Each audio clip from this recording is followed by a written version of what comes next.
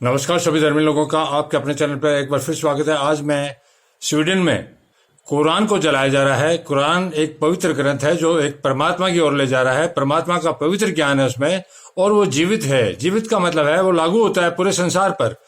अब इस तरह की जब घटनाएं होती है तो ये शैतानी कार्य है। स्वीडन में ईसाई धर्म के लोग हैं और वो ईसाई धर्म पर भी नहीं चल रहे हैं, न वो बाइबल के वचन को निभा पा रहे हैं। बाइबल में कहीं भी कुरान का विरोध नहीं किया गया है और न ही कुरान में बाइबल का या किसी अन्य धर्म ग्रंथ का एक परमात्मा एक है तो उसका पूरा जो ज्ञान है, चाहे वो बाइबल हो, कुरान हो, वेद हो, गीता हो, रामायण हो, सब कुछ एक परमात्मा की ओर ले जा रहा है। तो ये शैतानी तफरका है। शैतान धरती का हाकिम है, वो ये काम धरती पर करा रहा है, वो लोगों को गुमराह कर रहा है। शैतान का काम गुमराह करना है। जब ये बाइबल में साफ आया, जब परमात्मा ने शैतान को स्वर्ग से धकेल दिया धरती पर, तो शैतान ने परमात्मा से कहा था कि मुझे जिंदा रहने की मोहलत दे। परमात्मा ने कहा तू जब तक रहेगा, जब तक ये सृष्टि चलेगी, जिंदा रहेगा। तो ये परमात्मा का, जब तक हम जीवित है, सृष्टि पर इंसान जीवित है, जब तक शैतान बुराई जीवित रहेगी, बुराई का कभी अंत नहीं होगा, कम ज्यादा होती रहेगी। ये कोई बाइबल का ज्ञान किसी संप्रदाय विशेष के लिए नहीं है, पूरी धरती के लोगों के लिए। आप खत्म कर लो उसको, नहीं कर पाओगे। यस, भगवान श्री कृष्ण ने भी कहा, यह श्री राम ने भी कहा, यह मोहम्मद साहब ने ही कहा, यह है ईसा ने भी कहा। तो इसमें कोई भेद नहीं है और किसी नबी ने, किसी देवता ने कभी एक शैतान के अलावा किसी का विरोध नहीं किया। शैतान राक्षस भी कहलाया, अलग अलग ग्रंथों में राक्षस के रूप में आया है। भगवान राम ने कई राक्षसों का अंत किया, श्री कृष्ण भगवान राक्षसों के अंत के लिए अवतरित होकर आए। मोहम्मद साहब ने भी बहुत से राक्षसों का अंत किया। उसको काफिर कह लो, काफिर का मतलब किसी धर्म संप्रदाय से लेके नहीं। ईसा ने अहिंसा का मार्ग वो किया, उन्होंने अपना बलिदान दिया, अपने जीवित शरीर को धरती के शैतान को सौंप दिया कि तू कर, तू मिटा मुझे। वो क्या मिटा पाया उसको? तो ये सारी चीजें स्वीडन में जो कुछ हो रहा है वो बाइबल के शैतान के साथ काम कर रहे हैं। जो कोडेक्स गिगास नाम से कुछ हर धर्म ग्रंथ के अंदर अपनी शक्तियां हैं, हर धर्म के रास्ते और धर्म ग्रंथों में शक्तियां हैं, चाहे वो पवित्र कुरान की आयतें हो, चाहे बाइबल के पवित्र वचन हो, चाहे गीता का कोई मंत्र हो, रामायण का मंत्र हो, वेदों का मंत्र हो, गुरु ग्रंथ साहिब का वाणी हो, सब में असीम शक्तियां हैं और एक शक्तियों में कोई कम ज्यादा नहीं है, सब में बराबर एक जैसी शक्तियां हैं। तो इन्हीं शक्तियों को शैतान आज हासिल कर रहा है और हम भटकाए जा रहे हैं। क्योंकि इसके पीछे कारण है, क्योंकि मैं सिर्फ एक धर्म ग्रंथ पर अटक जाऊंगा कि मुझे रामायण ही पढ़नी है, इसके अलावा कुछ नहीं। उसको रामायण भी पढ़नी चाहिए, गीता भी पढ़नी चाहिए, गुरु ग्रंथ साहिब भी पढ़ना चाहिए, जैन धर्म ग्रंथ भी पढ़ना चाहिए, बाइबल भी पढ़नी चाहिए, कुरान भी पढ़नी चाहिए, क्योंकि एक परमात्मा का ज्ञान है। बिना इनको जाने और बिना सबको एक समान मान के जो आदमी चलता है वो शैतान का मुकाबला धरती पर पूरे हक से कर सकता है। जिस प्रकार मोहम्मद साहब ने काफिरों से जंग किया, लड़े वो, जिस प्रकार श्री कृष्ण ने राक्षसों से युद्ध किया और जीतते रहे, जिस प्रकार श्री राम ने भी राक्षसों का अंत किया, जिस प्रकार ईसा ने बिना हथियार उठाए हुए शैतान को अपने कदमों में डाल दिया और दुनिया उसमें है। तो ये प्रीतियां जो कुरान की जलाई जा रही है, एक परमात्मा का पवित्र ज्ञान है। इसका इस्लाम से कोई मतलब नहीं है। इस्लाम में हो सकता है कोई तफरका डालने वाली शैतानी काम होने लग गया, लेकिन कुरान एक पवित्र है जो मोहम्मद साहब ने पूरी धरती के लोगों के लिए लिखी है। अलग अलग संप्रदायों में काफी बुराइयां आ गई है, उसका कारण शैतानी वसवसा है। ये शैतान नहीं चाहता कि धरती पर परमात्मा की हुकूमत हो, इसीलिए वो विरोध डालता रहता है और तफरका डाल के फूट डालता है, और फूट में पड़ के इंसान उसमें हो जाता है। तो स्वीडन में जो कुरान की प्रीतियां जलाई जा रही है वो बहुत ज्यादा गलत है।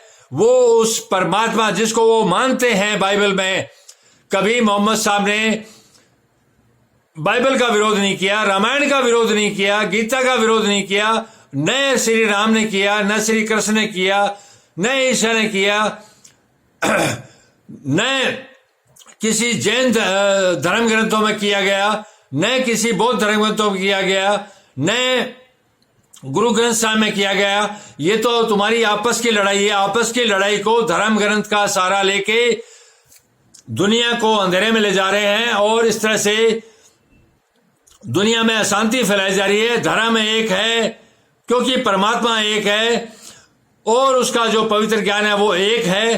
तो स्वीडन में जो इस तरह से प्रीतियां जला जला के वो की जा रही है कि हम कुरान की प्रीतियां को फाड़ के उसको खत्म कर देंगे, तो ये तो मोहम्मद साहब के टाइम तो कुछ सैकड़ों लोग थे जो कुरान को मानते थे, आज तो करोड़ों हो गए हैं। उस टाइम पे प्रीतियां जलाई गई थी। जब जब इस तरह की बातें होती है, उस धर्म का प्रसार उस ग्रंथ का प्रसार चौगड़े रूप से होता है। और जिस प्रकार आज कुरान का प्रचार हर जगह हो रहा है, अपने आप हो रहा है, हवा से, रोशनी से, इसको कोई उसको न ले। जरूरी नहीं है कि जो कुरान को पढ़ रहा है वो इस्लाम को ग्रहण करे, या जो बाइबल पढ़ रहा है वो ईसाई को धर्म को ग्रहण करे, जो गीता पढ़ रहा है वो हिंदू धर्म की माइथोलॉजी को माने। जरूरी तो नहीं है। तो एक प्रत्येक इंसान के लिए सारे नबी एक समान ज्ञान दिया है, वो अपने तरीके से उसको हासिल करके शैतान पर विजय प्राप्त कर सकता है। तो ये स्वीडन इत्यादि में ये झगड़े दूसरे हैं, इसको धर्म का आवरण उड़ाया जा रहा है जो कि गलत है, ताकि लोगों में तफरका फैले और अशांति फैले। इसके पीछे शैतान का दिमाग काम कर रहा है। शैतान के रास्ता दोजख का रास्ता है, जो परमात्मा के पुत्र ईसा ने भी बताया था, श्री कृष्ण ने भी बताया था, राम ने भी बताया था, और दूसरे जितने भी तमाम नबी हुए हैं दुनिया के, सबने वो चीज बताई। उसको समझने के लिए जरूरी है कि जितना भी परमात्मा का ज्ञान आप प्राप्त कर सकें, खुद करें, तभी जाके सफलता प्राप्त हो सकती है। अन्यथा शैतान अपना कार्य करेगा और शैतान के अधीन होके आप अपने आने वाले जन्मों को नाश कर लोगे। ये जन्म तो नाश होगा ही होगा, आने वाले जन्मों को भी नाश कर लोगे। धरती का हाकिम शैतान है, शैतान का राज है यहाँ पर। शैतान के अधीन मत रहो, परमात्मा के मार्ग पर चलो। परमात्मा को तफरका डालने की बातें बहुत सी है, समझने की बातें हैं, और इसको सही तरीके से सही गुरु से ही ज्ञान प्राप्त किया जा सकता है। अब तो कुकर मुतों की तरह गुरु पैदा हो रहे हैं और सारे सच्चे हैं। मैं सच्चा या झूठा गुरु नहीं हूं। मैं तो जो कुछ बता रहा हूं वो बता रहा हूं। आपको ठीक लगे तो ठीक है, चलो, नहीं तो आपकी मर्जी, जिस रास्ते आपको चलना चलो। हर धर्म दया पर आधारित है। मोहम्मद साहब भी उन पर गलत तरह का आक्षेप लगाया जाता रहा है कि वो कट्टर थे, कट्टर नहीं थे। वो कट्टर सिर्फ शैतान के लिए थे। शैतान के लिए तो श्री कृष्ण भी थे, शैतान के लिए तो श्री राम भी थे। तो एक शैतान से उन्होंने जंग की, ये इसी शैतान से श्री कृष्ण ने बहुत पहले की थी, श्री राम ने उनसे भी पहले की थी, और इसी से पूरी दुनिया को जंग करनी है। तो इसको किसी संप्रदाय और किसी पवित्र ग्रंथ पर ले जाके उसकी प्रीतियां फाड़ के आप परमात्मा के टुकड़े टुकड़े करने का काम कर रहे हैं, जो कि परमात्मा की निगाह में बहुत बड़ा गुनाह है। उसी ने तुम्हें बनाया, तुम उसका विरोध करके कहां जाओगे? वही तुम्हारा पालन पोषण कर रहा है, वही तुम्हें देखने की शक्ति दे रहा है, वही तुम्हें समझने की शक्ति दे रहा है, और तुम शैतान के रास्ते पर चल रहे हो। कुरान में बहुत साफ शब्दों से कहा गया था, संसार की सिफतें अर्थात संसार की औकात बहुत सीमित है। हम अपनी सिफतों से जो सीमित है उससे परमात्मा तक नहीं पहुंच सकते। परमात्मा की सिफतें, उसकी ताकत बहुत ज्यादा है, वो हम पर रोजाना पहुंच रहा है, हर क्षण पहुंच रहा है। उसको स्वीकार करो तो समझ में आएगा, नहीं तो नहीं आएगा। उस तक तुम कभी नहीं पहुंच पाओगे। वह तुम्हारे पर हर क्षण आ रहा है, जैसे जिस तरह से हवा आ रही है, जिस तरह से सूर्य की रोशनी आ रही है, उस तरह से परमात्मा की सिफतें रोजाना रिमझिम की तरह बारिश हो रही है। तुम आंख होते हुए तुम देख नहीं पा रहे हो, कान होते हुए सुन नहीं पा रहे हो, और इस तरह की प्रीतियां जो एक पवित्र ज्ञान है उसको नाश कर रहे हो। तो ये तो आप और आप के परिवार और संसार के लिए भी अच्छा नहीं है। धन्यवाद, कल फिर मिलेंगे।